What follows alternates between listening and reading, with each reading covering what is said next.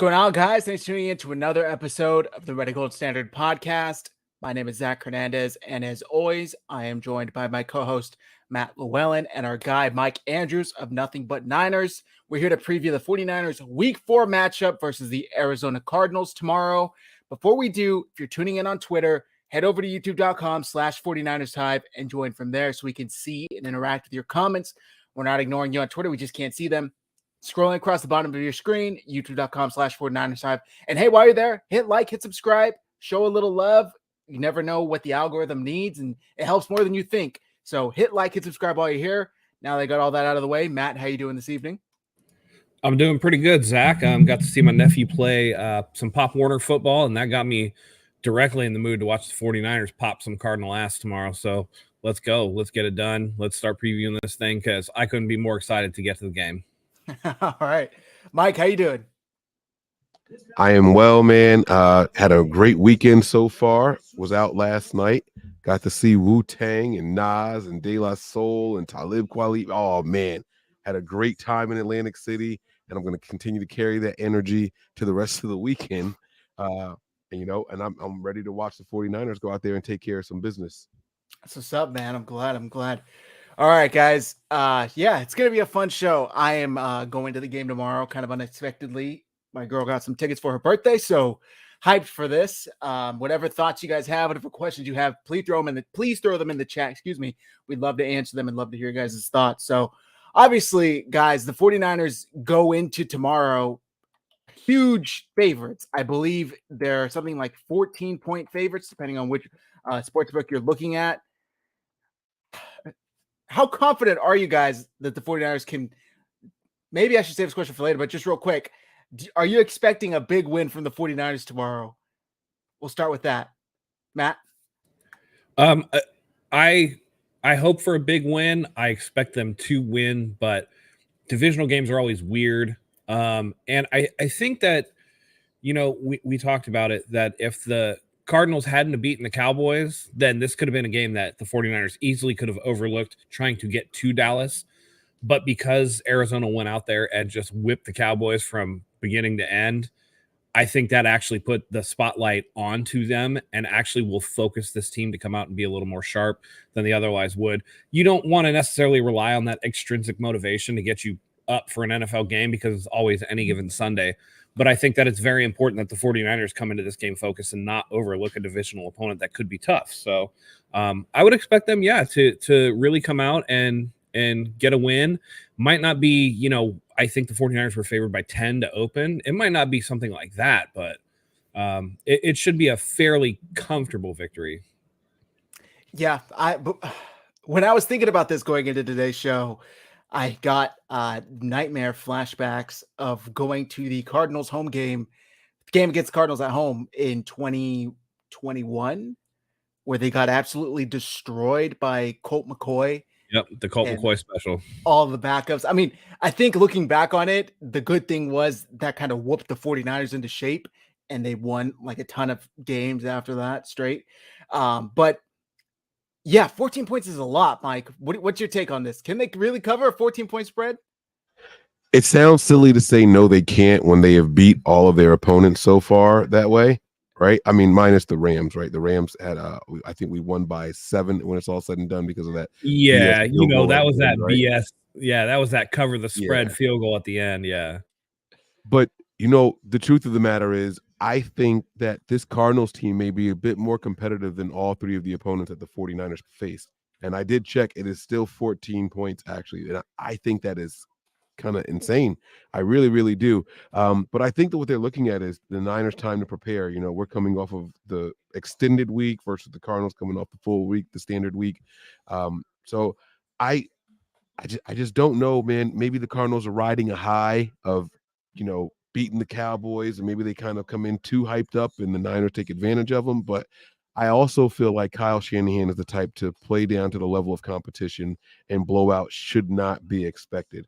I know we're all really excited about the 30 points every game, but when you break it down, it's 3 touchdowns, 3 field goals, right? And the team is saying that they're frustrated settling for field goals. There's no reason for us to pretend that trend won't continue. 14 points is a lot if you're going to lay money on it. I say avoid the spread. Just take the money line and pick the Niners outright. You won't get as big of a payout, but it's close to a guarantee as you can get. By the way, we got a super chat from our guy Gray Fox 198. Best 49ers pod is back. Devante Adams wants out of Las Vegas. Would you trade for him? I wouldn't hesitate. Thank you for the contribution, Gray Fox. I wouldn't, but that's just me. I mean, where are you finding room to fit Devante Adams here? Not like he wouldn't help, but there's already a ton of mouths to feed, and the 49ers aren't passing 50 times a game. So, in my honest opinion, no. I don't know if you guys want to weigh in on this before we get back to the Cardinals game, but too many weapons, too many balls to throw around to different players.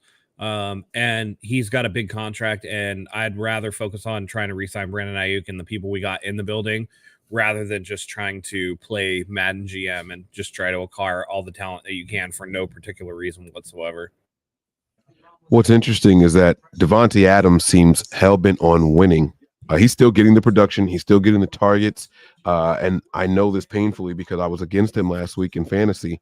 And he still put up hella points. He had an amazing amount of targets, great amount of receptions, got the only 2 touchdowns in the whole game, right? Like, so he's still producing. But with him, he's talking about the culture. When you listen to his complaining and things like that, it's like, we're just not doing things the right way here. And that's a problem that is running through that organization right now. So would him coming here silence some of his concerns? Well, maybe this is a winning culture, but when it's all said and done, he would be a piece, not the piece. And I think that would bother him more than the winning and the losing. So I just don't think it's a good fit for him to come here. Not that he wouldn't be productive here, not that we couldn't use him, but he would be a piece, and I don't think that's what he's looking for. I think he wants to be the guy and be winning football games, and that's not a combination he's going to find here in San Francisco. Now, what would be interesting is if the 49ers had some inside scoop and knew for a matter of fact, no matter what, Brandon Ayuk is not re-signing after his contract's up, then maybe it would make a little more sense. But I think Brandon Ayuk clearly takes priority getting him re-signed than trading for a superstar, let alone a superstar receiver. So I think all of us would pass on that. He is a hell of a talent, though. Really, really unfortunate what's going on with him in Vegas. And it's about what you have to give up to get him, too. It's not like the Raiders would give him away for free. Yeah. So you're going to pay a certain amount of price, whether that's players or picks or whatever the case may be.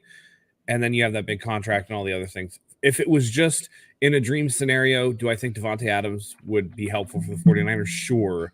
But unfortunately, the logistics are all a part of it. So I think we can all agree that it's not an area of imminent need for the 49ers. And if they were to make a move, I'd hope it would be at a position where we needed a lot more help. Yeah, exactly. All right, so let's get back to this Cardinals game. Ronnie33 says their win over Dallas did us a favor to take them serious. I think they would have prepared for them seriously either way. The Cardinals typically play the 49ers tough, aside from in Mexico City last year. I mean, I forget who started that Week 17 game last year, but I mean, they were playing pretty hard up until maybe the first half. Then the 49ers pulled away. I remember that trick play to AJ Green. OPI didn't get called, is what it is. I remember everything. But last week, I mean, they've been in every game, right? Like week 1 at Washington, they lost that 20-16. And I know I'm not the only one who thought they were going to be the worst team entering the year back in September. They were the worst team in the league. Week 2 versus the Giants, they were up like 20-0 before the Giants had this historic comeback. The Giants won that game 31-28. And then last week they beat Dallas 28-16. So it's pretty impressive what this team has been able to do, especially considering they traded for Josh Dobbs in like August. Like a month before the season started, they went and acquired Josh Dobbs. I saw he posted a TikTok. He couldn't even buy his own jersey at the team store. He wasn't even in the team's roster according to the team store. So I don't know. I was giving Jonathan Gannon, is Jonathan Gannon? Yeah, a lot of shit going into the season, thinking he was a total cornball. I might be eating my words here, guys. Especially after that one speech, right? Yeah. How many of you drove here? How many of you took the bus? Like, what are you talking about, man? Yeah. But yeah, they're playing hard for him. It's interesting to see. Is it like a real thing, or have the teams they played just been a little bit underwhelming so far? Yeah. I guess we'll find out tomorrow. Yeah. Josue, what's going to be at 225, section 225. Go ahead, Mike. Jonathan Gannon is a clown. He is a fucking clown. He pissed me off. Like I have no respect for this guy. Zoom. Well, let me tell you where he get the graphic ready. Let me tell you where he lost respect from me from, right? Forget the corny speech. Some guys just aren't rah-rah guys. I can accept that, right? I don't expect you to go out there and do anything. One, Philly fans celebrated when your bum ass left town. They literally celebrated. I know because I live out here. They were happy to see him go. They hated him out here. Cool, but let push that to the side, right? You get your first win of the season after 2 hard-fought games. You take a team's double away. I mean, the undefeated record. You knock it off. This is one of the teams that was expected to be one of the favorites coming out of the NFC. Your team fights hard. They go through it all. They give you a shower with Gatorade, and you're pushing players off of you to the point that the players had to be asked about it at the presser, and they were like, yeah, he didn't like it, but oh well, he'll get over it. Who the fuck are you? Like, what have you earned already that you have that right to this is an emotional game. These guys are physically putting their livelihoods, their physical well-being on the line, and they want to celebrate with you, and you're pushing them off. You're putting forearms to the chest of grown men in pads saying, no, don't touch me. You can't do that kind of shit on camera, dude. You want these guys to play hard for you. Your job depends on what they do on the field, and that's how you react after a win. Kiss my ass, man. You're a trash ass coach. Gannon is not going to last long at all. Fuck him.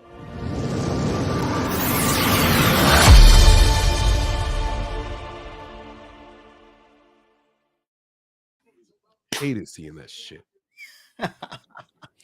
No, I totally get it. I thought that was a weird thing to do, a weird flex, considering that, he's not even the one on the field in terms of like in the trenches going to war, and he's the one that's, pushing his players away. You're right. It's not going to engender him much respect in that locker room. And the fact that they were like, oh, well, he'll get over it.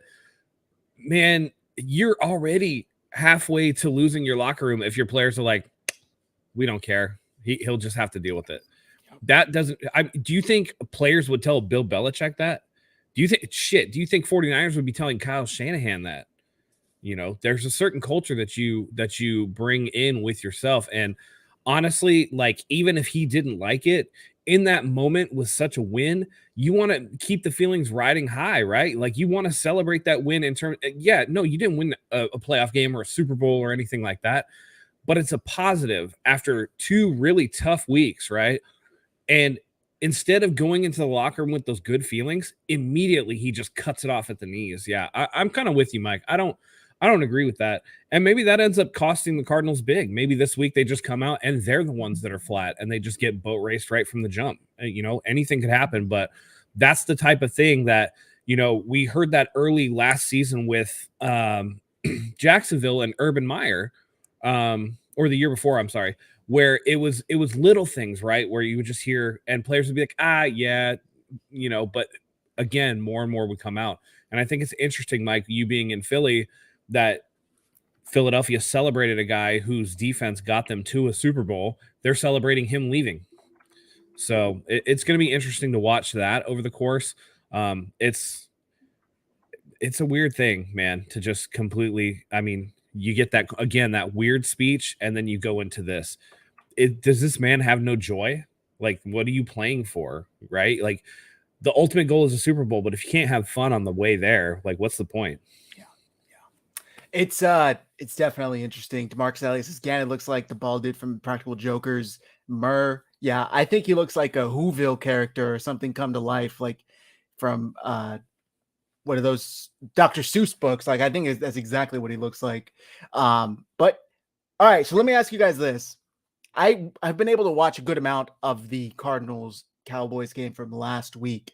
The 49ers clearly they benefited from those teams playing each other. They play the Cardinals this week, Cowboys next week, so they're watch both of them regardless. But last week's game, do you think that said more about this Cardinals team or that Cowboys team, how it went down, the Cardinals beating them in an upset? Because the Cowboys were favored, I want to say, by 14 points or something like that as well going into the game. Who would you say that says more about? I think it was a mix of both, honestly. I think that Arizona was a little hungry for a win after 2 tough losses, particularly after blowing that early lead to the Giants, who were also a playoff team last year. It gave them the confidence to look and go, look, we're right in this. We can play with these guys or whatever. And then I think Dallas is Dallas, and you punch them in the mouth and they don't like it. and they fall behind. And Dallas is one of the biggest front running teams that I've seen in terms of when since Dak Prescott and that this whole group has kind of gotten there. They seem to be really front runners. That they don't have a lot of mental toughness. These Cowboy teams remind me a lot of Mike McCarthy's Packers teams, right? They get out, they can boat race you on any given day, but if anybody gives you pushback, all of a sudden it starts to crumble and fingers start getting pointed and bad plays are being made left and right. You're leaving a lot of stuff on the field. They're not disciplined. I remember Mike McCarthy was trying to sell himself as an analytics guy. He's clearly not. He never has been. And it just looks like yet another Dallas Cowboys team that'll win 10, 11 games, make the playoffs, and then somebody physical is going to come along and big brother them right out of the whole thing. So I think it was a little bit of both. While I agree with Matt, it is both. I believe the question was, which team did it tell us more about, right? Because I just gave you my whole rant about the Cardinals head coach. It told me that he cares more about his draft position than he does about wins and losses. He wants to get the L's, but also analyze the players. All right, we're going to go out here. We're going to play hard for a first half, and then we're going to just tuck tail and get out of there, right, with the loss. But good job, good effort. Let's go home with the L. Let's get this early draft pick, Caleb Williams. Let's go. I have no ties to Kyler Murray, right? But it also spoke about the players and their will to win and them not wanting to be losers. You get there's a ton of messages there. And you flip it to the Cowboys side, and what I still see about them is that they are the same young, inexperienced team. They have some veteran coaches and everything, but that team is so emotional. It tells me that the coaching it's not sinking in. There's something about the cachet of the Dallas Cowboys that you become a superstar the moment you get there, right? Any wide receiver that wears number 88, Michael Irvin does this whole ceremony for giving it away. Dude, it's not special. Every quarterback they draft, wide receiver they draft, they give the number 88 to. It's no longer special anymore, my man. So I'm not really worried about that. And the Cowboys had the benefit of playing against a Gannon-led defense for how many years, and you still couldn't take advantage of it? What are you doing? What are you doing? So it told us a lot about both teams, but I'm gonna give the edge to the Cowboys. It just speaks to how frail they really are. You get the national media hype and everything, you start smelling yourselves, and then you come in there and you put up a lackluster performance in a game that you should have won by double digits. That tells me that you guys are young, you're reading the press clippings, you're smelling yourself instead of feeling yourself, and there's a big difference. Agreed, 100%. And throwback, thank you for commenting this, because I meant to bring this up. Jonathan Gannon knows Dallas. And Mike, you just kind of mentioned this in yours. On the flip end, Dallas knows Jonathan Gannon. 49ers know Dallas. We're familiar with their tendencies. This is like, DeMeco Ryans and the Texans playing the Rams this year, and the Rams having success, and the Texans having success. Well, no shit. DeMeco Ryans has just coached against the Rams for the past how many years? Jonathan Gannon knows Dallas. He played against them while he was the DC in Philly. It makes sense that he was prepared for this team. I think he's going to be in for a completely different story tomorrow versus the 49ers. And the Cowboys, I agree with Mike there. I think last week that game told us a little more about the Cowboys, because week one, they, demolished the Giants, which are looking pretty fucking shitty this year. Demolished the Jets with Zach Wilson, and then lose to Joshua Dobbs and the Cardinals. And everybody's crowning them the best team in the NFC, one of the best top three teams in the NFL. Let's hold your horses, because I get you can only play who's on your schedule, but they're not exactly screaming elite cream of the crop here, guys. Like, let's calm down. So just crazy what happened. 49ers wins the game supposed to win. Go ahead, Mike. To piggyback on what you just said, right?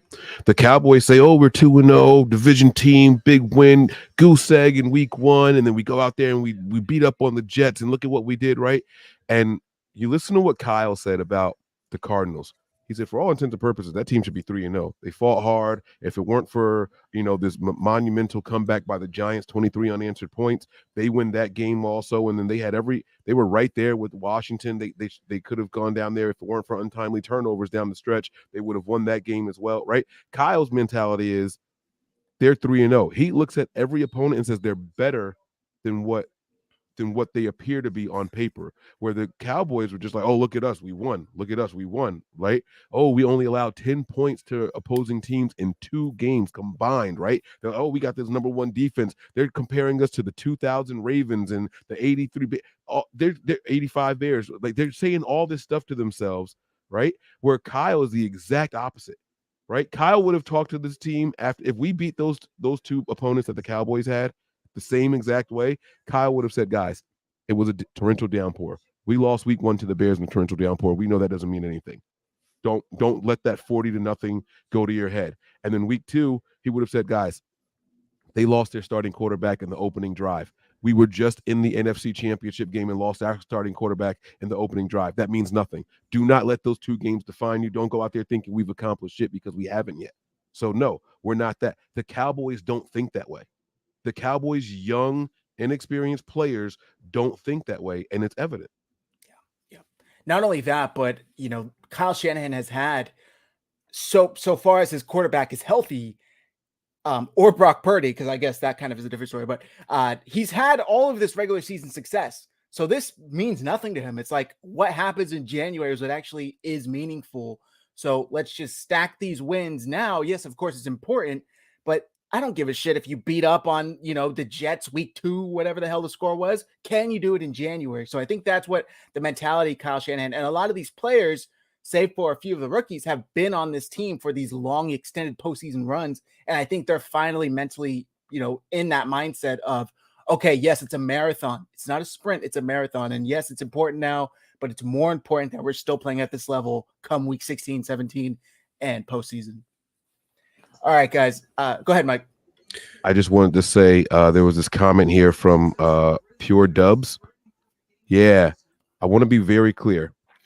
I said I don't know which portion of what show he got this from, but I said Daniel Jones is more physically gifted than Brock Purdy. I stand on that.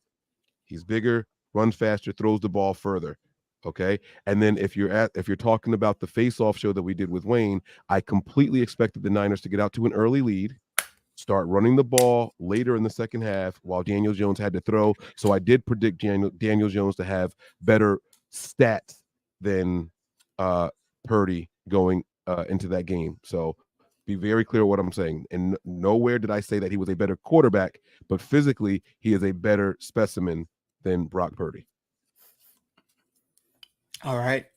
Matt, do you have anything to add here? Or I agree with both of you guys. I think it especially poignant when Mike points out that Kyle Shanahan's the type of guy that expects everybody to give the 49ers their best effort, their best game, their best performance, whereas Dallas is more looking on the inside. Well, we're just that much better than everybody else. I completely agree with that. And it's what has allowed Kyle to kind of get some of these victories that on paper look like they shouldn't, right? The ones that where it's like, yeah, they are down to Brock Purdy or yeah, they are starting Jimmy Garoppolo, who, by the way, looks absolutely terrible with the Raiders, right? It looks like that Kyle Shanahan was actually propping Jimmy Garoppolo up and making him play better just by making the scheme so simple. He does a lot. I mean, Kyle,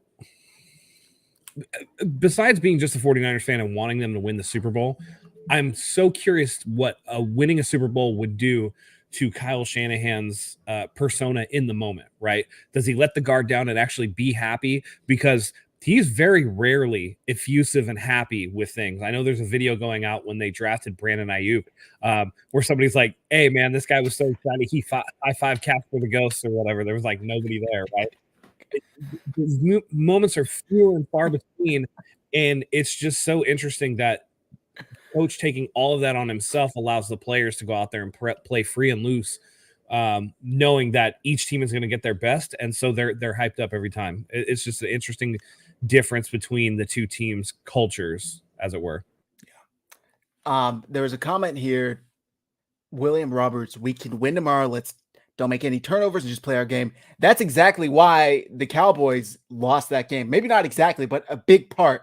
I mean, I keep seeing this Dak red zone interception over and over again on my timeline. He's dropping this ball into triple coverage. Like, what are you doing, Dak? And, I'm not going to say it because I'm going to end up jinxing Purdy, but let's just say he's not doing that and hasn't done that through this season.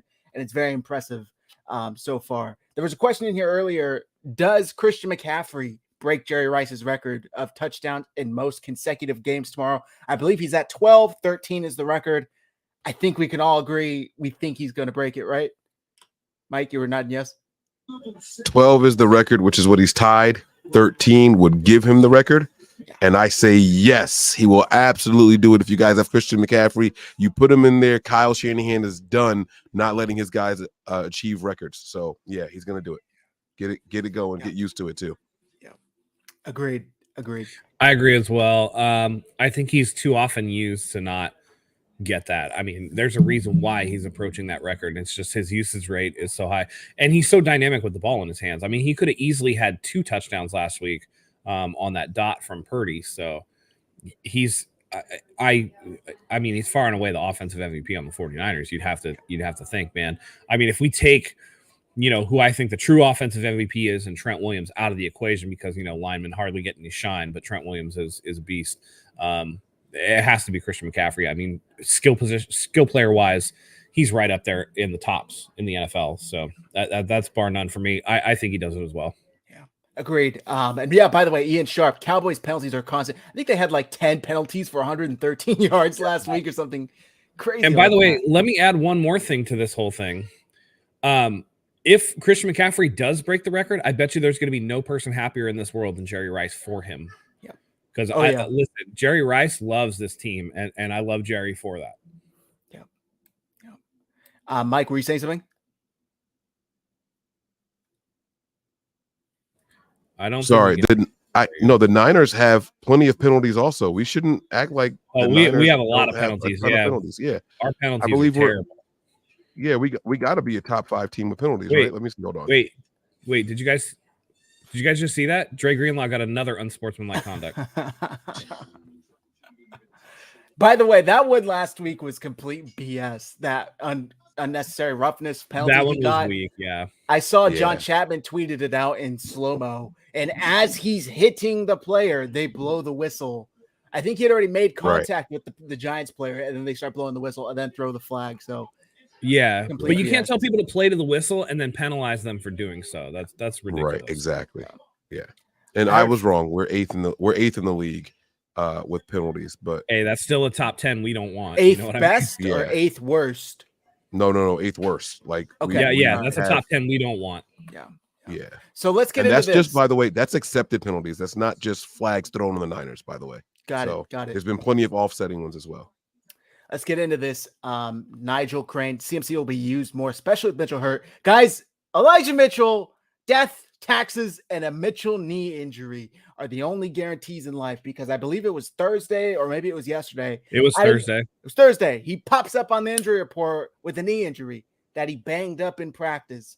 This man cannot have had more than 15 carries on the year, and he banged up his knee in practice. And now he's questionable, I believe, going into the game. So I have the injury report here. Dre Greenlaw's questionable with an ankle injury.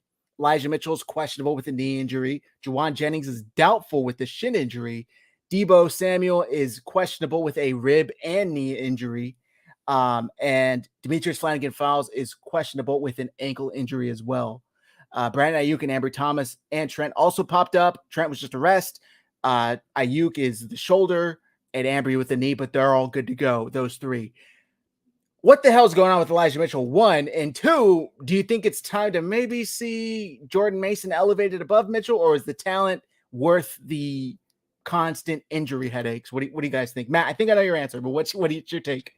Yeah, I'm pretty much out on Elijah Mitchell at this point. I think it's too much to again, you don't get more healthy with age, especially as a running back. And unlike some of the, I mean, how many people were saying we shouldn't have traded for Christian McCaffrey because he had a lot of injuries? At least Christian McCaffrey's were little things, right? Little knick-knack injury, rolled ankle here, a little hamstring strain there or whatever.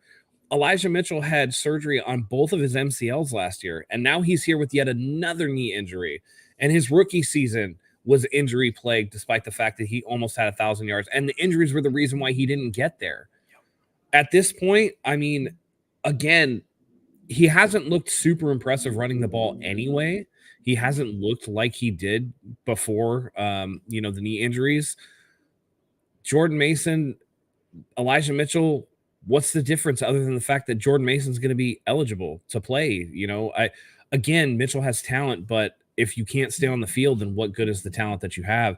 And this is just yet another injury that it's not helpful. We've seen the guys that get the knock of being injury prone, and I think we gotta start. Maybe just the edge of that label has to go on Elijah Mitchell, and it's unfortunate because he does have talent. That's the sad thing. The 49ers were able to identify his talent. They were able to use that talent and kind of bring that out of him at the professional level. But these injuries have just curtailed his career. And it's really, really unfortunate to see. But if that's the case and you're not available, it's kind of on to the next one. Mike, before you share your thoughts on Elijah Mitchell, Raphael wants to know what your game day meal is. I don't have a dedicated meal this year. That's actually a superstition I'm trying to get out of, but mainly because I'm on this diet curbing shot. And so I did order wings week 1. I ordered 20 of them because I was expecting to be eating them throughout the game. Literally took a bite and I was full. I was done. So I don't want to waste money on wings this year. I do know what I'm having tomorrow though. I have this big juicy bacon cheeseburger that I am dying to sink my teeth into. So that is being saved for the game. And I'm really, really looking forward to it. So it's changing day by day. I can't tell you what it's going to be, but that is a superstition that I'm looking to get away from this year. But if I need to, I will do an emergency order of wings. Don't worry. And as far as Elijah Mitchell goes, no, I mean, the injuries are what they are, and there's a part of me that says, all right, well, this is it for his 49ers career. However, when they get top tier production from a player that's often injured, the Niners love bringing those guys back on the minimal of salaries. And we saw it with Jason Verrett over and over and over and over. There was even a rumor that we were working out a Jason Verrett again just this past week, if I'm not mistaken. So there's a possibility. Running backs are already one of the cheaper positions on the offense, if not the cheapest. There's a possibility the Niners try to make him a little 2-year offer with a bunch of incentives in there and just sneak him onto the roster again. He knows the team, he knows the plays, and he's effective when healthy. I mean, if it's going to cost you next to nothing, they might actually put a flyer on him. Don't forget that they have the $40 million to play with. Yeah, it's true. Randy Daytona, is this true or are you just joking around? He says Eli literally tripped on Tabor Pepper's Crocs. I'm hoping that's just a joke and that's not true. I would love to see more Jordan Mason. I think he looks explosive every time he gets in there. He always pops off a run for like 5-6 yards, and then Shanahan just puts him back on the bench and it's like, all right, thanks Jordan, you did your 1 carry for 7 yards. Have a good rest of your day. We'll see what it is, but this, I think we all agree this level of workload for Christian McCaffrey isn't sustainable. Would you guys agree with that? It's too much to span 17 games. No, Mike? I don't necessarily think so. His usage rate with the 49ers is actually lower than what his usage rate was with the Panthers. So I don't think it's unsustainable at all. They don't use him on every play in terms of getting him the ball. He's just out there a lot. And a lot of times it's not like I'm the 2-down back. I occasionally catch passes, but also I'm going to be in there expecting to throw these heavy blocks all the time. A lot of times he's running routes. So again, I watch him run as well. And it's not like he's very, even when he is getting wrapped up, still very elusive. I very rarely see him take a big, just flush punishing hit. So I think that he can stay healthy. Looks like he's gotten his body in a good position to, not have a lot of those, again, injuries I talked about, the soft tissue, the flexibility injuries and things like that. It is sustainable. And you can't go into, we better not use him as much because he might get hurt. I think that mentality is a poverty mentality. I think that's a mentality that's going to lose you games. And if the guy gets hurt anyway, then what were you saving him for? So play Christian McCaffrey as much as Christian McCaffrey can be played. Again, you're not using him as much as Carolina was. He's had this, workload even higher before. With all the other weapons the 49ers have, I think they're fine with it. Okay, Mike? Any additional thoughts? He's the highest paid running back in the entire NFL for a reason, guys. 25, 30 touches a game. I mean, I don't think he's going to get to 30, but 25 touches a game is not out of the box. He's the highest paid for a reason. The Niners are done with the running back by committee. He should only not be on the field if he needs a breather. I'm all in. I'm all in. Okay. All right. I like it. So we've read the 49ers injury report. Let's get into the Cardinals injury report. And that is Chris Barnes, linebacker, is questionable with a finger injury. Jonathan Ledbetter, defensive lineman, is out with a finger injury. Josh Woods, linebacker, is out with an ankle injury. Marquise Brown, wide receiver, is questionable with a thumb injury. Keontae Ingram, running back, questionable with a neck injury. James Conner was limited on Wednesday, but full participant Thursday and Friday with the back injury, so he'll be good to go. Paris Johnson, offensive lineman, questionable with an ankle injury. And Kelvin Beachum and Zayvon Collins, offensive lineman and linebacker, both popped up, but are listed as good to go, full participants in practice. I think the most notable ones, James Conner, Marquise Brown. Last time James Conner ran all over this 49ers team. I say last time that is that they whooped the 49ers in Santa Clara, not last year.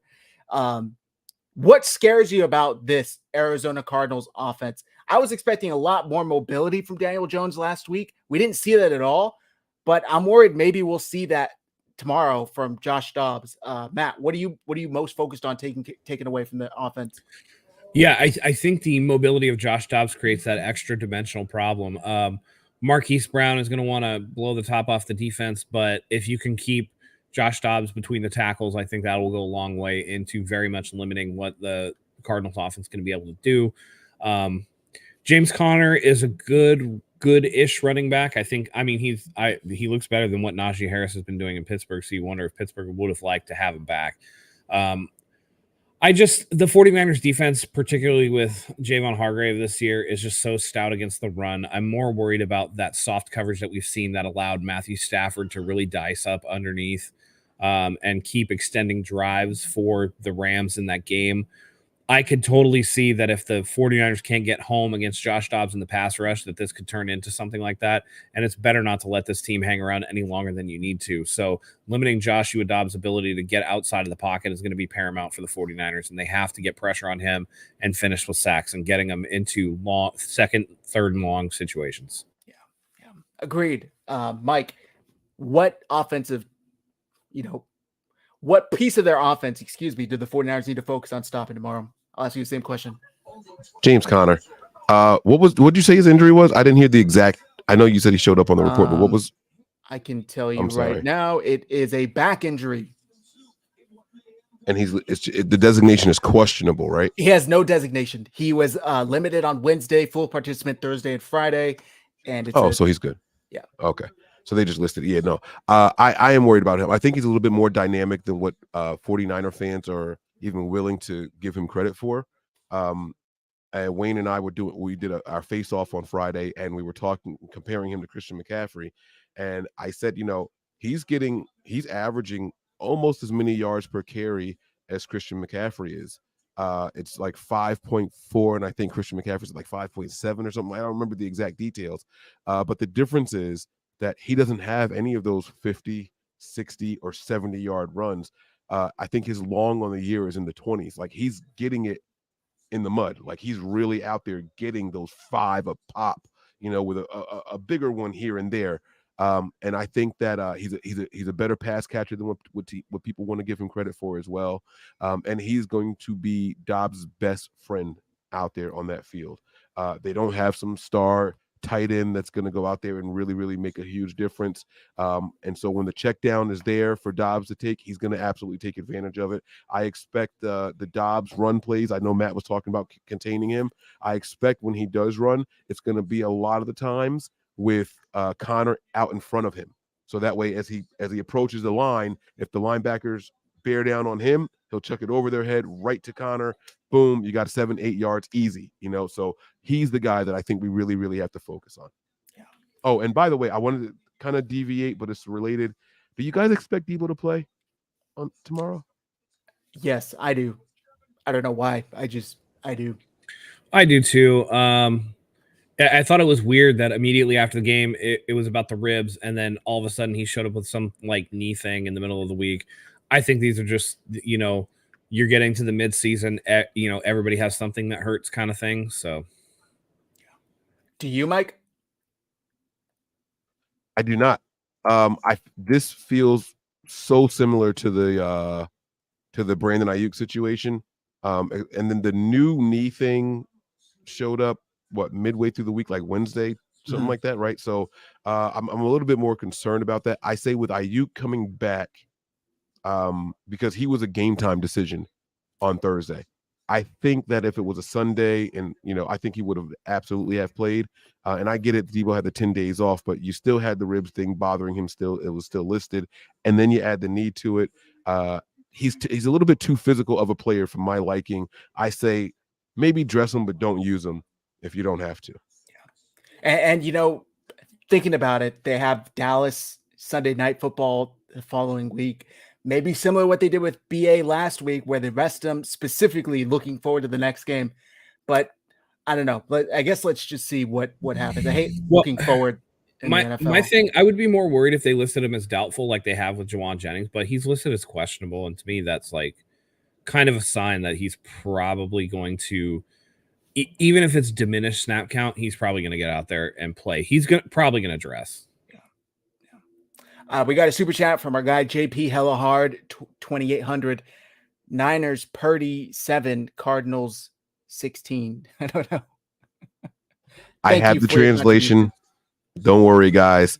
So on Nothing But Niners, they call Purdy 30. Like Purdy will get you 30. So when he says Purdy 7, he means 37 to 16 for the Cardinals. That is a Nothing But Niners translation right there. Yeah, I love it. Thank you, Mike. You guys. Don't worry, JP. I got you. That's my dog right there. All right. Yeah, the talk this week was trading for Pat Surtain from the Broncos. I don't think they're going to get rid of him. And I don't think the 49ers would give anything close to what they're asking. They're a rebuilding team with a superstar corner on their rookie contract. I think Sean Payton would be an absolute buffoon to get rid of Pat Surtain. That's my take, even though I would love the 49ers to do it. I want to talk about what we can expect for the 49ers offense tomorrow with or without Debo Samuel. I think this is a big George Kittle game, at least in the end zone. Maybe not yards-wise, but in the end zone. Last time the 49ers played the Cardinals, January of 2023, he had 2 touchdowns. The game before that, which I believe was in Mexico City, he had 2 touchdowns. He had 1 touchdown in the game before that in November of 2021. And I think he's just due. Last week, we saw him on Thursday night have a breakout yards-wise right after we were kind of roasting him in the chat, saying he looked slow and old and kind of washed up. And then he went off and had 6 catches for 70 yards, whatever the hell he had. Who do you guys think has an offensive explosion? Maybe not, but you know what I mean. Who finds the end zone tomorrow for the 49ers? Other than CMC, since we all agreed, we think he finds the end zone. That's the easy one. I'm going to surprise you guys. I'll get mine out the way. Ronnie Bell. I don't think Debo plays. They've already said that Jennings is doubtful. I think this is the moment we see 2, let me choose my words carefully, 2 good wide receivers on the field at the same time. And Ronnie Bell is going to reap some of those benefits. I think we expect Brandon Ayuk to do some things out there, but Ronnie Bell is going to be my guy because I think the Cardinals are going to focus on taking away Brandon Ayuk. And then boom, Ronnie Bell is going to go crazy. Okay, I like that. Matt? I think I'm kind of with you on George Kittle. George Kittle's knee killer, Budda Baker, is on injured reserve, so he's not going to play. I think that's a very important piece of information for George Kittle, who, I'm sure both of his knees were hurting looking at the schedule for each of these weeks. But I do think that Kittle has been surprisingly quiet, given that, I know he struggled early with the groin injury in terms of training camp, but he's been out there. He hasn't looked like it's slowed him down any. He's been the one 49er player, right, that hasn't had that breakout on offense. The other skill position players have, not counting the rookies like Ronnie Bell, but Debo had his game last week. The week before it was Christian McCaffrey. The week before that it was Brandon Ayuk. So each of these guys have gone through their turn, and I think that George Kittle is due. Every time I seem to think that I don't know, maybe this is the year that George Kittle kind of finally falls off the cliff or isn't the second or third or first best tight end in the NFL. What happened last year when Purdy came in? Kittle scored like 6 or 7 touchdowns in the last 4 or 5 weeks. So I would expect George Kittle to actually have a good game too. It feels like against this Cardinals defense, there's going to be room for George Kittle to get open as they try to focus on somebody like Christian McCaffrey or Brandon Ayuk. I think that they're a good defense in terms of they play hard, but it's a lot of young guys, and George Kittle's a veteran of the game. I think he's going to be able to exploit them for some big yards and probably a score or two. Yeah. Agreed. I think it's just going to be that kind of game. I'm trying to pull up the prop for, because this is always such a tempting prop at my bookie, guys. Brock Purdy rushing touchdown. It's like this dude he's good for like one sneak on the goal line. It's just if the 49ers get in that situation, and it's always like plus 500 or something crazy like that. I don't think I can pull it up on my computer because I'm not logged in, but if you're ready, well, while you're looking for it, I was going to say, while you're looking for it, I would be cautious on that one this week. The Eagles run that little booty push or whatever, tush push, I think is what they're calling it. So this is something that they practice against. Gannon is kind of familiar with that. He'll be ready. He'll tell his guys to get low and then send someone over the top. So just be cautious with that. But the other thing I wanted to say, another reason I don't think Debo, I know I'm going back to it. The Niners elevated Willie Snead. So that's something that I think we should really be paying attention to as well. So just wanted to throw that out. That's a good point. Sorry. It's a good point. Yeah, tush push. I guess we'll see if we see it tomorrow. But it look, $5 for like a plus $600 odds. It might be worth it. You know, it might be worth it. That's all I'm saying, guys. Bet at your own risk. Sorry, I missed Mike. What were you saying in terms of Willie Snead being promoted? You think Debo will or won't play?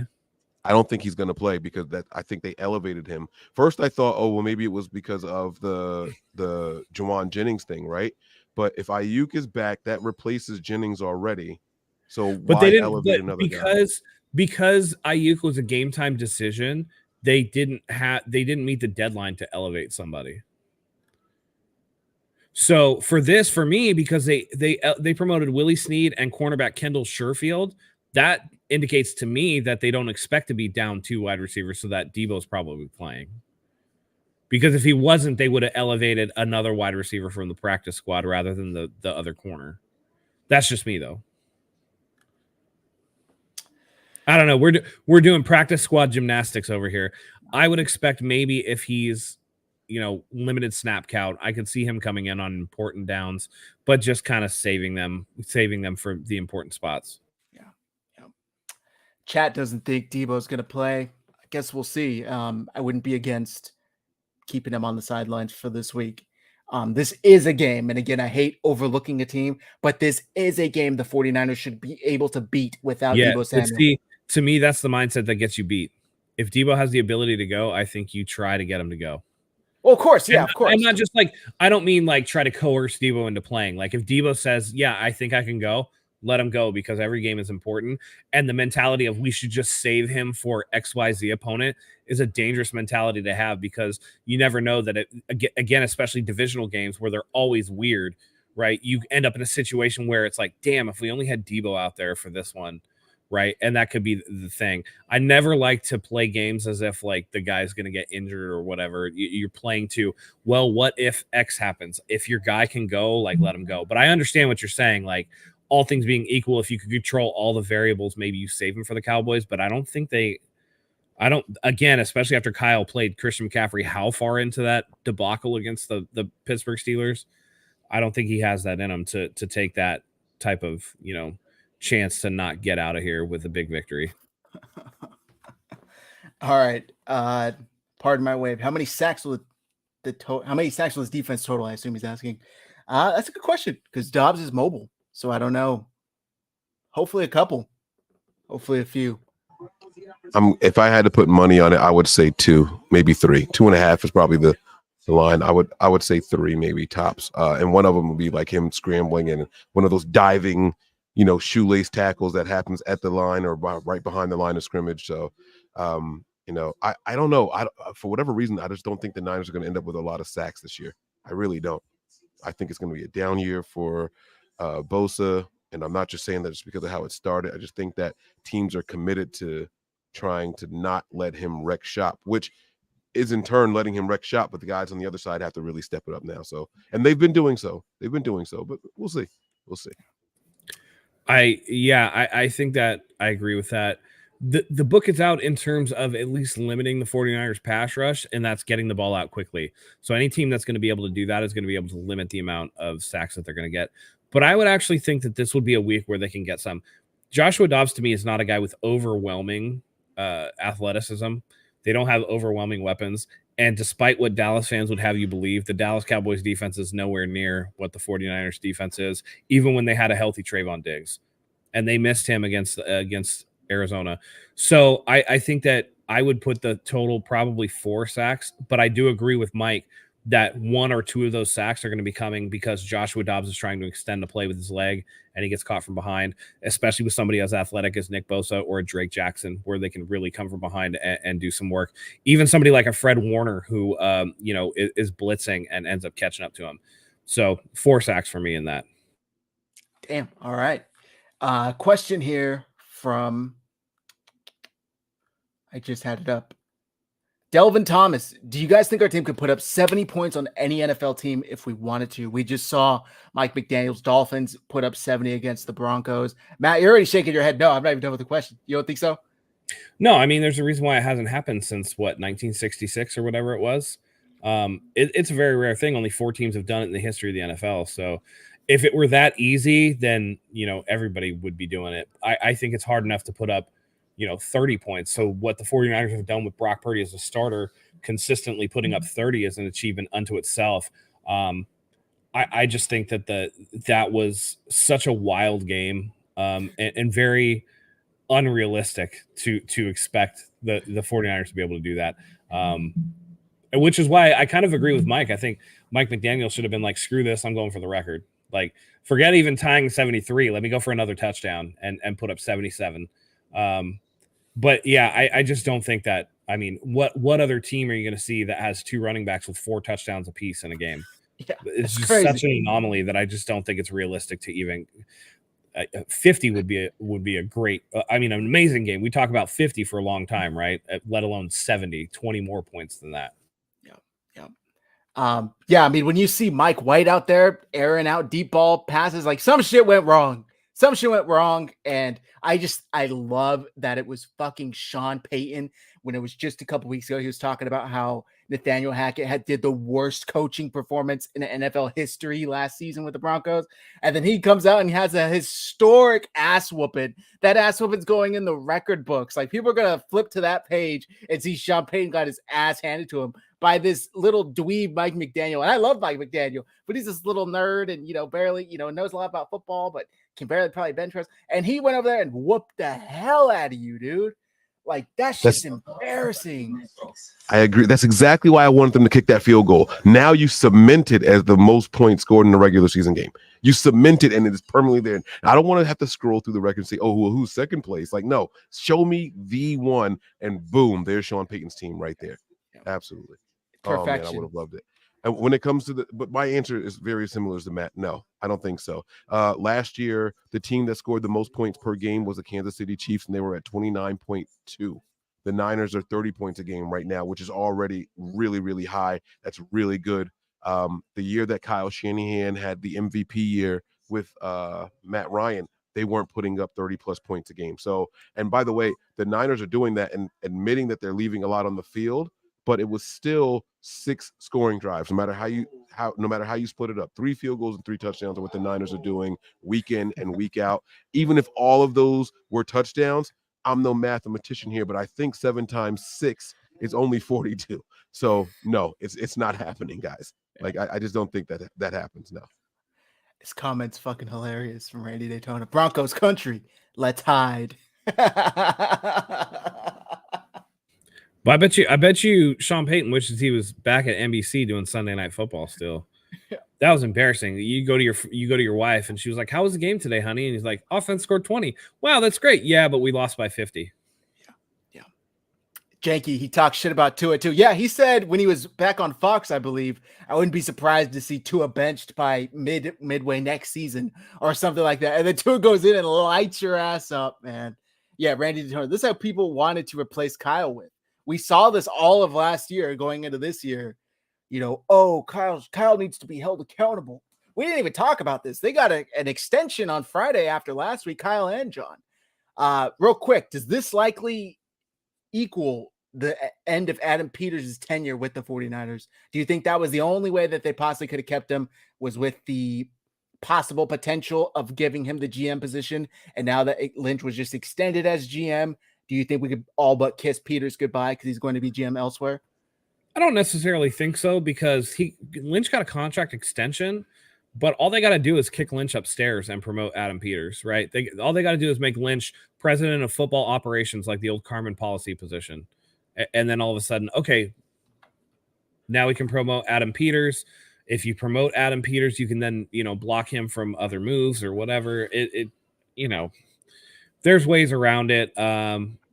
But it'll be interesting to see if somebody makes a heavy play for Adam Peters in the meanwhile, because I personally think that Adam Peters is really the juice behind where they find these late round gems. Does anybody know if he's any sort of minority so we can get some extra picks? I'm just kidding. It's going to come out that he's like 1/16 Native American, and so we're going to get it. Look, it's, in my opinion, a stupid rule, but let's take advantage of it while we can, Oh, my bad. I meant to make that scrolling. All right. I don't think it's a stupid rule. I thought it was necessary to kind of like incentivize teams to do it, but I mean, they tried it with the Rooney Rule, that wasn't working. So now it's like, hey, let's give them a little bit of extra juice here. You know what I'm saying? Let's give them a little bit of extra juice to really do it, because the Rooney Rule clearly wasn't working. And so I think it would have worked eventually. I don't think that. I get where they're coming from, but I think at this point we can kind of maybe do away with that stuff, right? Because now what's the incentive to hire anything? If you're a team, right, why wouldn't you hire anything but minority hires in the hopes that people keep taking them from you so that you can keep, you know what I mean? Like, well, no, but you have to be a good team. You can have an entire minority roster, but if your team is 0-17, no one's going to want any of those guys, except Cleveland, who loved Hugh Jackson for some reason. Yeah. Well, apparently the 49ers loved him enough to almost make him head coach before Kyle Shanahan got hired. I don't know if you remember that crazy little period of time. That guy on Twitter said for sure it was a done deal, Hugh Jackson to the 49ers. We got a super chat from our guy, Gray Fox 198. Sean Payton should be coaching after Bountygate. That motherfucker had his DC wanted to leave Gore like a vegetable. If I was McDaniel, I would have scored 100. People just forget this shit. Like, this dude was out here putting price tags, or at the very least, allowing his coach to put price tags on other players and their physical health. And everybody was just like, oh, well, he got suspended, like he got his punishment. So what? I say, fuck this guy. Like, He should be, I agree. He shouldn't be in the NFL. If they're trying to suspend players 2 years for gambling on a game that they're playing in, this dude should have like a lifetime ban for trying to turn somebody's brain into mush.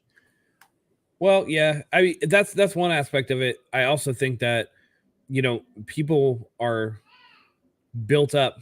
They have a reputation that's built up, and sometimes they don't always live to the hype. Urban Meyer in college football coming to the pros being a prime example. Sean Payton, I think we can safely say, relied a lot on the otherworldly Hall of Fame talents of Drew Brees. Yeah. And that carried him very far. Drew Brees, and then you have people like Joe Horn and Deuce McAllister and players like that were just very, very good. Sorry, I don't know what the GM's name was for the New Orleans Saints, but this guy seemed to identify really good talent and put it there for him. I can't remember his name. It's really escaping me right now. But Mickey Loomis, is he Mickey the owner? Mickey Loomis is the owner. Oh, Does he do the general managing as well? All I know is whoever put the talent together for that team. It is Loomis. Job. Yeah. He's the GM. So I think that Sean Payton was a good coordinator with the Cowboys, I guess, but he really lucked out in the fact that, people didn't want Drew Brees, who was famously probably going to sign with Miami before Miami shied away because of Drew Brees' labrum injury that he suffered when he was with the Chargers. Chargers drafted Phillip Rivers and wanted to replace him. It worked out really well for New Orleans, and the rest is history there. But I think that, you see with Russell Wilson, and it's not like the Broncos have a bunch of bums on their team. They do have talent. It's just not working out for whatever reason. And I think that reason is that Sean Payton is very confrontational and combative. And that might work with somebody like Drew Brees, who comes across as a very humble, quiet leader who's willing to go out there and just, nose to the grindstone, a very competitive, almost Tom Brady-like in his approach to wanting to win the game. But with a guy like Russell Wilson, who's, let's face it, Russell Wilson's a weird dude, and he's just different. And that doesn't work with those type of guys. So it's no wonder it's not working. But I don't think you can just hang up, 70 on anybody in any given week. So it is what it is. But 49ers are really good. I don't think this 49ers team will score 70 points for a long, long time if they ever do. Yeah. It was hilarious hearing the reports that Sean Payton told Russell to stop kissing babies and shit. He's like, we're trying to win football games. Stop acting like a politician out there kissing babies in front of the cameras. I don't know. If Denver was a serious organization, somebody has to get fired after that debacle. I don't care if it's your DC. I don't care who it is. If I'm that owner, I want somebody's name on a list Monday morning, because that shit's just not acceptable. That's like Pop Warner shit. That's like high school level, elite high school beating up on like a JV high school. Mike, you seem confused, but I don't understand how you allow a team to put up 70 on you and you just, we're going to go back and look at the film and watch the game plan and prepare for week. It's like, that's a historic loss. I'm sorry. We didn't mean to get sidetracked into this Denver shit, but I'm just amazed that they're just carrying on. I don't want to say it, but I'm going to say it anyway. And I agree with everything you just said. But I think we discussed on the show, maybe it wasn't the show and it was another one, someone should have been fired from the 49ers front office for the Trey Lance trade up in 4 games and he's gone. That was a historically bad move as well. But I if it wasn't this show, whatever show I was on, I got so much pushback for that take. And then you say that was one game. It was just one game. It's a fluke. It's never going to happen again. Like, I don't know. If it was this show, I'm just looking at you guys a little side eye, like, all right, now we want to fire people, but we didn't want to do it before. Okay. I don't think it was this show, but we definitely did discuss people calling for somebody to get fired. Specifically Kyle and John. Here's the difference if we ever did discuss this, and I think I've touched on this before, is that people who want Kyle Shanahan to be fired for the Trey Lance thing are neglecting to recognize that the 49ers made the NFC Championship game twice with Trey Lance sitting on the bench. So it's a non-consequential move in the grand scheme of things because the team is successful. Denver Broncos look terrible. They look like they're in the running for Caleb Williams, despite the fact that they're going to be paying Russell Wilson hundreds of millions of dollars or whatever for the next 4 years. There's no out, no cap relief to get out of from under it. That's the difference, right? Kyle Shanahan has a proven track record with this team.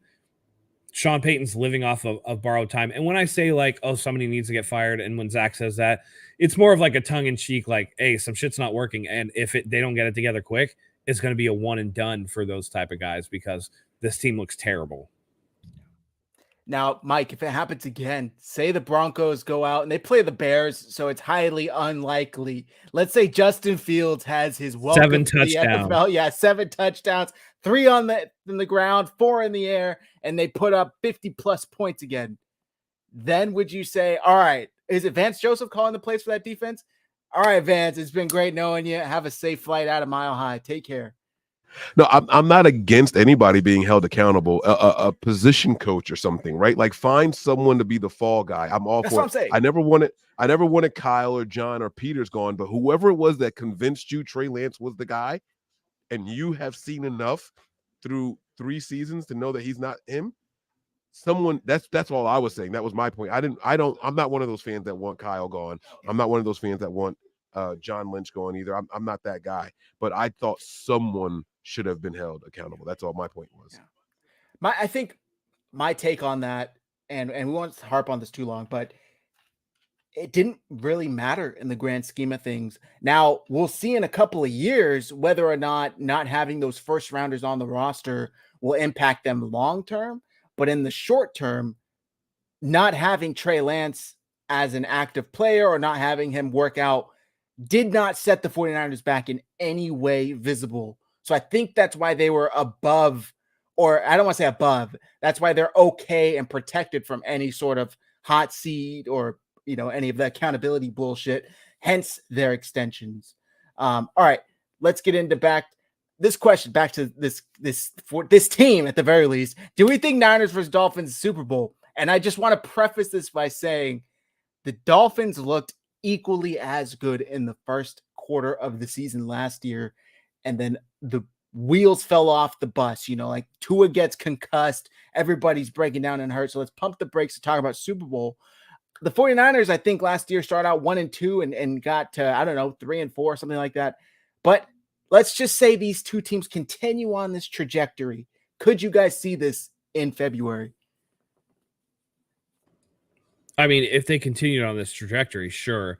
But very rarely in the NFL are the best team in the NFC and the best team in the AFC still that from week 3 all the way through the end of the season. So it's very possible they both have the talent to be really, really good. But again, like you said, Dolphins looked great last year before injuries. The Niners looked well on their way to winning the Super Bowl before, that unfortunate injury to Brock Purdy.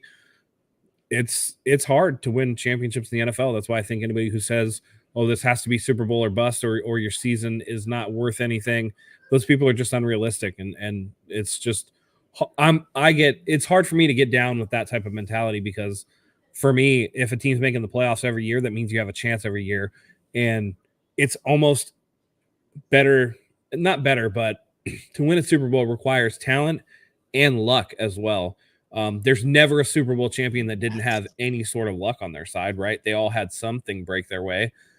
So if you're in contention every year, eventually luck will be on your side and you'll win a championship. So I think it's really hard to say after 3 games that, oh yeah, these teams are definitely going to be there. But I could see that if they both continued as they look right now, sure, they could both be there. Yeah. Mike, anything to add? Yeah, I would personally like to see it. If there is a script in the NFL, you guys know why Brock Purdy wears 13, right? Dan Marino. It's Dan Marino, right? I mean, the story, it's all there. Dan and Marino, Mike McDaniel from the Kyle Shanahan tree. Yeah, I mean, it was, the stories are all right there. However, Kyle this week, right? Kyle this week coming out and saying, "Oh yeah, we steal stuff from their playbook." Yeah. Cheat motion. Yep. It's all right there. I mean, the headlines would write themselves at this point, and it's only week 3. But I just feel like I pumped the brakes on the Miami hype. Back to what both of you guys said. They start hot, and that's cool. There has to be a negative side to putting out so many good plays. Right? Like I think there's a reason Kyle pulls back after he feels he's got a comfortable lead and kind of just starts running between the tackles to get time off the clock and go home, right? He seems to be very reserved with how much of what he's going to show throughout the regular season. And then we still sometimes offensively struggle in the postseason. So, and that's without showing everything. I want to see how it plays out. But I'm not going with Miami in the Super Bowl yet. I reserve the right to change my mind. I know people are going to hold me to it right now from today, but I reserve the right to change my mind later. Randy Daytona, wasn't Miami the hottest team when we played them? Correct. I think they had just won like 5 or 6 straight games. It was a hell of a matchup going into that game. Do you guys, off the top of your head, would you say Miami with this high-scoring, fast-powered offense, do they have a high time of possession? Without looking it up, would you think they rank at the top of the league in time of possession? They rank better than the 49ers time of possession. 49ers are 4th with 34 minutes, 27 seconds time of possession averaging, and the Dolphins rank 3rd with 35 minutes and 37 seconds. They're a 6-minute increase from last year. Now, it's still early. It's only been 3 games, but it's still really impressive. And it was also, you have to factor in, because it's only 3 games, I am willing to bet a crazy amount of money that Denver team couldn't do anything, And so the time of possession in that game was probably like 42 minutes to 18 or something like that. Like, I have no idea what it was, but that's got to skew the numbers. I have no idea what it was. But Miami also scores quickly. I mean, we remember when we played them, opening play, right? Boom, they scored in 7 seconds, right? Yeah, it's a scoring drive at 7 seconds, but then what they do the rest of that game. And so I think that's where it all kind of starts to break down.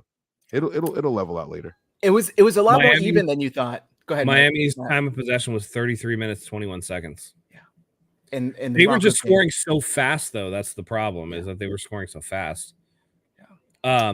The Dolphins ran like an NFL normal amount of plays in that game. They ran 71 plays, but had 726 total yards of offense. They were averaging 10 point whatever yards per play. So everything was just moving and working down the field. So then they were getting off the field quicker. And that's why I fell into the recency bias and was like, oh yeah, they probably score real quick all the time. But I've watched all 3 Dolphins games because my wife is a fan. And I know sometimes it's kind of a slog and they'll have the 14 play drives or whatever.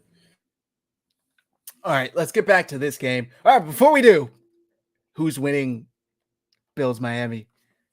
It's in Buffalo, I believe. I'm going to take the Dolphins on the road, mainly because it's not poor weather in Buffalo yet. But that it's going to be a close game either way. I think that's going to be probably the best game tomorrow. By the way, everybody, if you're not aware, only thing that sucks about being a West Coast fan, Atlanta and Jacksonville play in London tomorrow. Football starts at 6:30 a.m. Pacific time. Mike, you get a little reprieve, 9:30 a.m. Eastern. But, yeah, football literally all day tomorrow. I'm excited. I'm going to take the Bills for the upset just because you got the high of the 70-point game. I do think that those guys are a little bit more grounded over there in Miami, but I think there's a bit of desperation. And you got to remember that it's a division game. A lot of people forget that part when they think of those teams, but it is a division game. There's a lot more desperation over there in Buffalo. They're starting to feel some heat. So I'm going to give the nod to Buffalo by 2. Buffalo by 2. Is Buffalo favored? Who's favored in this game? I would have to imagine Miami's got like a 3 or 4 point in their favor. Buffalo favored by 2.5. Really? You know what? Though Buffalo 2.5 at home is almost like Miami being favored by a half point, because you typically get 3 for being the home team. Right. So it's almost a pick'em game. I'm taking Buffalo. I think they're going to prove they're still the big brothers in this division. And they've heard a lot of talk about Miami this year and last year. That game close to Christmas, don't remember exactly when it was, in Buffalo was one of the best games I've seen between these two teams. I think it's going to be some crazy shootout, like 38-35 Buffalo wins. But I've missed on like 90% of my bets, so I would take Miami in this game if I were you guys. All right, let's get back to this Niners team. Since I'm waiting to see if I should start Debo, we'll see. We will definitely see. Even if he plays, he's going to be limited, right? Like, so I don't think Debo's going back-to-back weeks the way that he did. If you have a solid option to replace him with Sin, I would just play the odds. I'd be surprised if he even played, but if he does suit up, I don't think he's going to be the focal point for the offense. I just wouldn't do it. We're going to get into our final score predictions, offensive and defensive MVP, but we got to pay the bills first, so we'll be right back. Just want to take a second to thank today's sponsor, MyBookie. As a bettor, you demand perfection, and MyBookie delivers. NFL, college football, and a brand new cash out system gives you options to bet and win all season long. The first 2 legs of your parlay hit, cash out early and use the funds on another bet. Or you could let it ride for the chance of a bigger payday. Join the MyBookie family for a season filled with odds boosts, free bets, and super contests. To get started, all you got to do is super simple. Go to mybookie.ag right now and register for an account for free. That's right, it's free. And whenever it is you're ready to make your first deposit, just use promo code HIVE. It's right here on the screen, HIVE, to grab a welcome bonus on the house. That's our gift to you for being a part of the 49ers Hive family. That's promo code HIVE, HIVE to claim your deposit bonus. And for a limited time, you also get a free chip to use in the MyBookie casino. You can bet anything, anytime, anywhere with MyBookie. Now let's get back to the show. All right, guys, go take advantage of that right now. Man, I hate hearing my own voice. It just drives something down the back of my spine. I don't know what it is. There's a psychological reason for that. I think most people actually don't like the sound of their own voice. That's weird. I know the reason. I actually know the reason. Please. You guys want to hear it? So when we speak naturally, there's extra vibrations, the teeth clicking and things like that we feel and hear in our head. And so when you play back your audio, it sounds like you, but not like you. And so it bothers you because you don't have the vibrations in your head the same way as when you receive the audio. Gotcha. So it's the difference between what you hear when you're speaking versus what you hear when you're recorded. It's Exactly. like a distance between what you're expecting to hear when you're listening to your recording. Yep. That makes sense. It's a trip. All right. Let's get into this Niners-Cardinals game. 49ers at home, favored by 14. Let's start on offense. Offensive MVP. I'm going to go first. And I kind of already gave it away earlier, but I'm taking George Kittle. I think he's going to go off. I know I said earlier he finds the end zone. I think he finds it twice. I think this is like a George Kittle, 6 receptions, 87 yards, 2 touchdowns type of game. Matt, who do you got? Offensive MVP. Yeah, I'm gonna obviously I don't want to take what you're, gonna say. So in that regard, I'm gonna go with George Kittle can't go off if Brock Purdy doesn't go off. So I'm gonna go with Brock Purdy. I think he has another 2 touchdown passes. I think you should have taken that plus 500 prop bet, Zach. I think he's also going to have a rushing touchdown as well. Might not be on the sneak. I think it could be a play where it's like a rollout on, the 5 or the 6 yard line. He doesn't see anything, and that short area burst comes into effect, and he is able to run one in. So Brock Purdy, 3 total touchdowns tomorrow. All right, Mike. I am going to go with Brandon Ayuk, actually. I think that he has a multiple touchdown game. I also think Ronnie Bell does too, but here's the difference. I think Brandon Ayuk gets one on the ground. I think that they end up doing a toss to him and he just takes off and gets it in the end zone on the ground. He's going to be the 3rd down guy in this game with Jawan Jennings being out. Look for Brandon Ayuk to show everybody why he is WR1. I love it. 49ers throwback, Ronnie Bell. What's up, Matt? Oh, were you saying wide receiver 1? Yeah, I was doing the Roman Reigns, like we to ones, the bloodline. Yeah. That's what it is. He is the best wide receiver on the 49ers for sure. But I do love that people are coming around on my Michigan man, Ronnie Bell. I'm very, very excited for you. That dude works so hard, and he does have talent. So I'm excited for him to, show why he should have been probably drafted higher than he was. But I'm very thankful the 49ers have him because I think they're going to use him to his maximum ability. Yeah. I mean, I can't think of any other teams starting quarterback, 7th round pick, and a potential, playmaker wide receiver in Ronnie Bell. I'm not going to say he's starting, number 1 receiver because he's not that on this team. But if he's a role player, that's even amazing because usually after the 5th round pick, it's all crapshoot. George Kittle, 5th round pick. Yeah. Yep. Trent Williams was – what was Trent Williams? He was a later round pick too, wasn't he? I don't know. Top of my head. Did you say Trent Williams? Yeah. What was Trent Williams drafted? Maybe I'm thinking first round pick. Got him for a 5th. But right? We got him for a 3rd and a 5th. Yeah. We used our 3rd and 5th to get him. So that's cool. 4th overall. You to say something. Oh, never mind. He was definitely highly drafted. Ronnie Bell, 7th round, 7th rounder. Were you saying anything about that, Mike? Oh, yeah. And that's why John Lynch and Kyle Shanahan don't get fired after the Trey Lance debacle. I love this from Randy Daytona. Yo quiero Ronnie Bell. It's like the old Taco Bell saying. That's perfect. Ronnie Bell's dad is a wide receiver coach. Makes sense. All right. Defensive MVP. Matt, I already know yours, so I'm going to go first. Defensive MVP. I'm going to go with Fred. I think Fred Warner. I don't know if he gets an interception, but I'm going to say he's involved in an interception. We've seen him a couple times already this year tip up a ball. Hufanga comes along and picks it. I'm going to say Fred has a hell of a game. He, for some reason, I don't know if it's because he's a linebacker and edge and pass rush is the sexy position right now on defense. he's playing as good at his position as any of these other players are playing at their position. TJ Watt, Micah Parsons, who else am I forgetting? Obviously Nick Bosa, but like these top deep Myles Garrett, Fred Warner is as good of a linebacker as these players are at pass rushers. And for some reason, he's not getting the love for Defensive Player of the Year. I think Fred Warner has a hell of a game tomorrow. Matt, go ahead and hit us with the old regular. Nick Bosa, 3 sacks and a forced fumble, baby. It's going to happen at some point. It already happened in real life once. I wasn't there, so to me, it didn't happen. I'm just going to keep it going. And it's a tradition.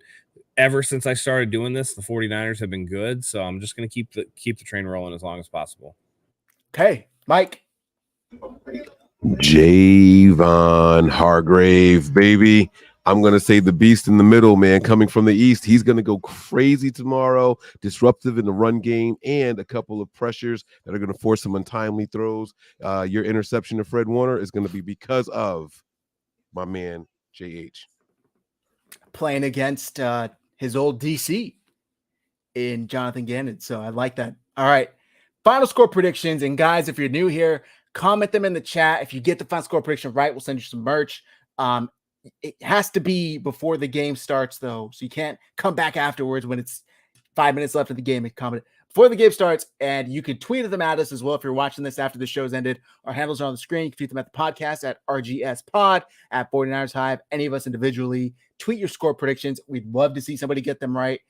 I'm going to go 49ers, and I think they break the tradition 31-14. I think they cover. Matt, who do you got? I got the 49ers 34-13. I just don't believe a lot in what the Arizona Cardinals are doing.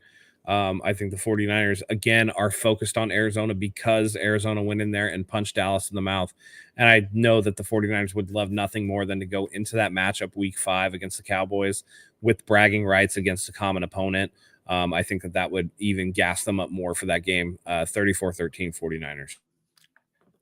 All right. I'm going to go with 34-22, all mathematically explainable. Instead of getting 3 touchdowns and 3 field goals, it's going to be 4 touchdowns and 2 field goals. Is my math right? 28 and 6, 34. Yes, 34-22. And the 22 is a weird thing, but I got a weird feeling that there's going to be some goofy kind of score from somewhere. I don't know. So they're going to go for 2 at the end. It's going to be 34-14. They get a touchdown, get the 2-point conversion. There you go, Mike. I got you. Wait. What is that for the spread? 34-22. They would cover that way, right? Uh-oh. Nope. 34-22. That's a 12-point. So the Cardinals will cover. The Cardinals will cover that way. Yep. I could see it. And it would be on the 2-point conversion, of course. Oh, that's hilarious. All right.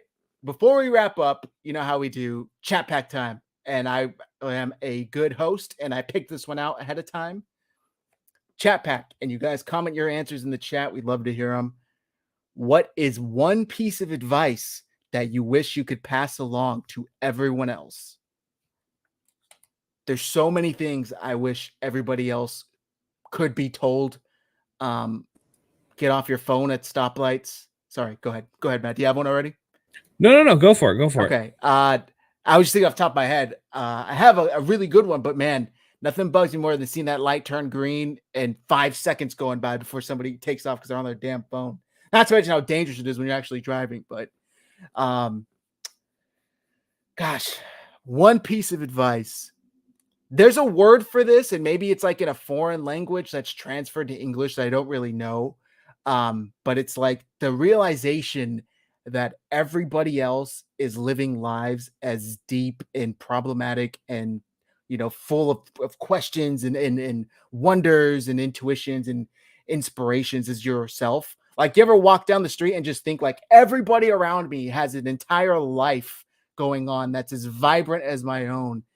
And I think people forget that, like when you're out and you're, just some asshole cut me off. Like that's all that person is to you. But it's like, well, he's got his own life, like there's a real person there. So I think people forget to treat other people like human beings sometimes. So that would be my advice. Remember, everybody's human and they're all living a life just like you. Maybe that's too deep. All right. I would go with the fact that if you want to achieve something in life, motivation is not enough. Motivation is fleeting. Motivation comes and goes. Discipline and effort are what going to get you there. You got to do stuff when you don't want to do it if you're ever going to be successful at it. And it's easy to lose yourself in the moment, right? Like, I'm going to get in shape today, or I'm going to finish this college paper, or this and this and that. And that motivation waxes and wanes even over the course of a day, right? But it's a disciplined mindset. It's a work ethic that it's going to allow you to achieve the things that once you start, you see it through to the end, even when your motivation isn't there for you to want to do that. And I think where a lot of people get in trouble and kind of don't have the success that they are capable of is because they're not willing to do what's necessary, the not fun stuff to get there. I like that. Mike? Yeah, man. Mine is gonna come. I heard it last night, so I figured I'd share it here. Wu-Tang Clan ain't nothing to fuck with. I'm kidding. That's not the one. My man's gonna throw something at me because he's mad he wasn't at the show. I'm sorry. No, all jokes aside, actually, I was talking to these gentlemen here tonight, and I had this epiphany. I can't wait to go home and tell it to my daughter. No matter what it is that you're doing, fall in love with the process and not the results, and everything will be better. Okay. I love that. All right, guys. Thank you very much for tuning into this episode of the Medical Standard Podcast. If you have not already, hit like, hit subscribe. It helps more than you think. If you're watching this after it's aired, leave a comment. Comment your favorite meal, your game day meal. I don't give a shit. Just comment something. Comment a letter. Help with the algorithm. We appreciate it. Also, our podcast on X, I still keep wanting to say Twitter, on X is almost at 1,000 followers. It would really mean a lot to us if we can get to 1,000. Go over there, RGS Pod. Hit follow. We appreciate you guys. You can follow 49ers Hive. We're on all the platforms, all the cool kids. We're on TikTok. We're on Instagram. I think somebody runs a Facebook for us. I'm not quite sure. But at the very least, TikTok, Instagram, Twitter, YouTube, X, I should say. Thank you, everybody, for following us everywhere. Mike, I'm sure the folks know where to find you. Go ahead and plug in case they don't. I will see you guys tomorrow. Patreon.com/NB9ERS. Be there or be square, baby. Okay. All right. I love it. Matt, you want to carry us out? Absolutely. Mike, thank you for joining us as always. Love having you on the show. Zach, the host with the most, always carrying us through the day. We appreciate both you guys. We appreciate everybody that's been here. We love having you guys here to talk 49ers football. Winnable game. Let's defend the home turf. Get out of there healthy. And then on to the next one. Can't wait for tomorrow. Full day of football. So until then, for Zach, for Mike, for myself, go Niners.